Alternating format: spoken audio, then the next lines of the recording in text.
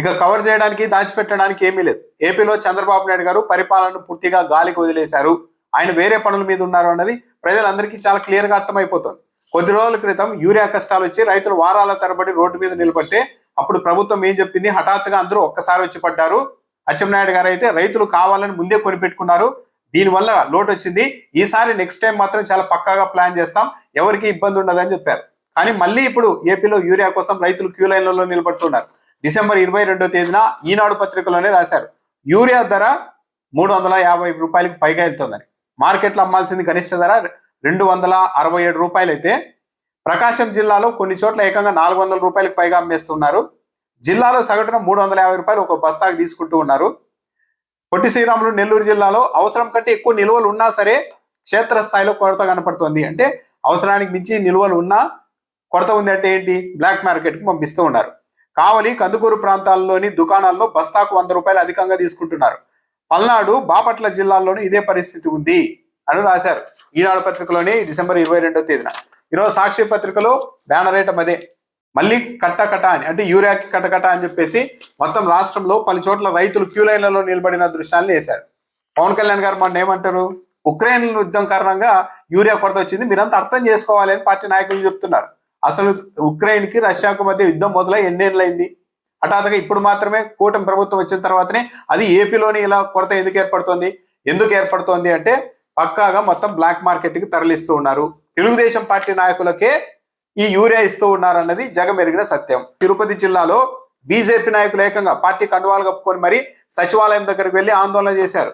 BJP నాయకుడే స్వయంగా చెప్తూ ఉన్నారు, ఎవరికి యూరియా ఇవ్వడం లేదు, తెలుగుదేశం పార్టీ నాయకులు చెబితేనే యూరియా ఇస్తామంటున్నారు, తెలుగుదేశం పార్టీ పొత్తులో ఉన్న బీజేపీకి కూడా ఇవ్వడం లేదు, మాకు కూడా ఇవ్వడం లేదు. మరంటే బీజేపీ నాయకులకి చిన్నకారు రైతులకి యూరియా అవసరం లేదా? తెలుగుదేశం పార్టీ వాళ్ళకి మాత్రమే ఇస్తారా? అలా ఇవ్వమని ఏమైనా చంద్రబాబు నాయుడు చెప్పారా? చెప్పి ఉంటే ఆ అధికారం చంద్రబాబు నాయుడు గారికి ఎక్కడ ఉంది? వెంటనే యూరియా ఇవ్వకపోతే మాకి రేపు పెద్ద ఎత్తున ధర్నా చేస్తాం బీజేపీ నాయకత్వంలోని ఆయన బెదిరిస్తూ ఉన్నారు. ఈరోజు యూరియా అడిగితే మేము తెలుగుదేశం వాళ్ళకే ఇచ్చుకుంటాము, వాళ్ళు చెప్తేనే ఇస్తాము, లేకపోతే లేదు అని బేగాలు వేసుకొని మాకు రెస్పాన్స్ లేదు. అంటే గవర్నమెంట్ వాళ్ళది ఉండదా మాది ఉండదా? గవర్నమెంట్ మేము పెడితేనే కదా కింద ఉండేవాడికి. అంటే చంద్రబాబు వాళ్ళకి ఇవ్వమన్నాడు తెలుగుదేశం వాళ్ళకు, బీజేపీకి ఇవ్వద్దన్నాడా? అతను పౌరు ఇచ్చినాడు. ఆ పౌరు ఆయన సొంతంగా వచ్చేదానికి వాళ్ళ ఇంటికాడ తెచ్చేయలేదు. కేంద్రం ఇస్తేనే తెలుగుదేశం ఉండాలి, లేకపోతే లేదు తెలుగుదేశమే లేదు. ఇవ్వకుండా పోతే రేపు పెద్ద ఎత్తున ధర్నా చేస్తాం బీజేపీ తరఫున. మేమే అమ్ముకునేదానికి రాలా, మా పొలాలకు ఇది కూడా రాజకీయమా? సన్నకాల రైతులు ఎట్ట బతకాలా? ఒక పార్టీలో ఉండే వాళ్ళే ఈ మత్తు మోసం చేసి మత్తు చేస్తా అంటే బీజేపీ వాళ్ళకి ఈరీ లేదా? సన్నకారు రైతులకు ఈరీ లేదా? వాళ్ళు ఎవరు చెప్పినారు? వాళ్ళకి ఎవరికంటే వాళ్ళకి ఇచ్చుకునేదానికి వాళ్ళకి ఎవరు ఇచ్చినారంట ఆ పర్మిషను? కేంద్రానికి లేని వీళ్ళకి ఎట్టొచ్చింది అని ఎవరు వస్తారో రాని మేము రేపు తెల్లారి పెద్ద ఎత్తున ధర్నా చేస్తాం కూర్చొని ఇక్కడనే. మేమే నుంచి పోం. శనికాయలు కూడా లేదు, ఇది కూడా రాజకీయం. అసలు ఇంతకంటే అవమానం ఉందా? యూరియా కోసం టీడీపీకి ఇచ్చారు, బాగానే ఉంది, మాకన్నా ఇవ్వండి, బీజేపీ వాళ్ళకి మాకు కూడా ఇవ్వాలి కదా అని ఒక పొత్తులో ఉన్న పార్టీ వెళ్ళి ఆందోళన చేసే పరిస్థితి వచ్చిందంటే ఇక మామూలు రైతుల పరిస్థితి ఏంటి? చాలా అన్యాయం కదా. 400 రూపాయలకు పైగా అమ్ముతూ ఉన్నారంటే మొత్తం బ్లాక్ మార్కెట్కి తరలిస్తున్నారు. కావాలని నిల్వలు ఉన్నా సరే కృత్రిమ కొరత సృష్టించి ప్రైవేట్ వ్యక్తులకు ఇచ్చేసి వాళ్ళ ద్వారా 400కి 350 రూపాయలకి కొన్ని చోట్ల 500 రూపాయలు కూడా అమ్మే పరిస్థితి వచ్చారు. రైతులు అల్లాడిపోతూ ఉన్నారు.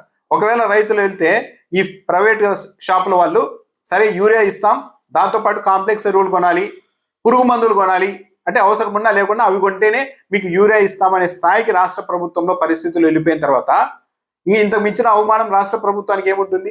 చంద్రబాబు నాయుడు గారు అసలు ప్రపంచంలోనే ఆయన మించిన అడ్మినిస్ట్రేటర్ లేరు అని చెప్తూ ఉంటారు కదా. యూరియాని సప్లై చేయలేకపోవడం ఏంటి? సరే లాస్ట్ టైం అంటే హఠాత్తుగా ఏదో కొరత వచ్చింది, ఎక్స్పెక్ట్ చేయలేదు అని అనుకోవడానికి. ఇప్పుడు మొత్తం ఆ ఎక్స్పీరియన్స్ చూసిన తర్వాత కూడా ఈరోజు మళ్ళీ రైతులు 100 మంది రోడ్ల మీద నిలబడుతున్నారు యూరియాకి అంటే ఇంతకు మించిన అవమానం ఏముంది?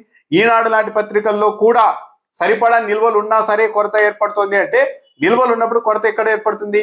అంటే తెలుగుదేశం పార్టీ నాయకులు దారి మళ్లిస్తూ ఉన్నారు.